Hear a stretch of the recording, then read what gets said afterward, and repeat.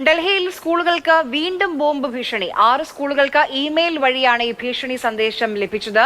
അർജുൻ പീതാംബരൻ വിവരങ്ങളുമായി ചേരുന്നു. അർജുൻ, ഇതിപ്പോ ഈ ആഴ്ച തന്നെ രണ്ടാമത്തേതാണ്.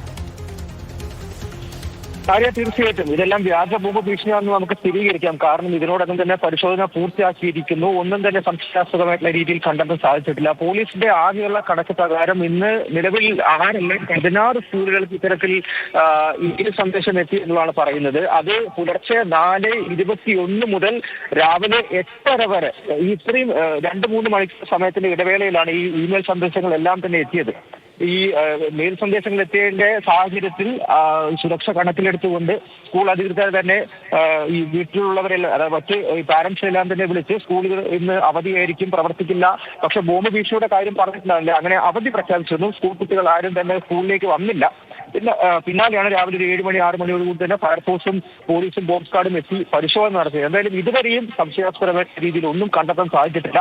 കഴിഞ്ഞ ദിവസവും സമാനമായ രീതിയിൽ ഡൽഹിയിലെ 44 സ്കൂളുകൾക്കാണ് ബോംബ് ഭീഷണി വന്നിരിക്കുന്നത്. ഇത്തരത്തിൽ വ്യാജ സന്ദേശങ്ങൾ അയക്കുന്നത് ആരാണ് എന്നുള്ള കണ്ടുപിടിക്കാനുള്ള നടപടികൾ ആരംഭിച്ചിട്ടുണ്ട്. പക്ഷേ സ്കൂളുകൾക്ക് ഇത്തവണ ഡൽഹിയിൽ ഭീഷണി ഉണ്ടായിരിക്കുന്നു. വ്യാജ ഭീഷണികളുടെ കാലമാണ്.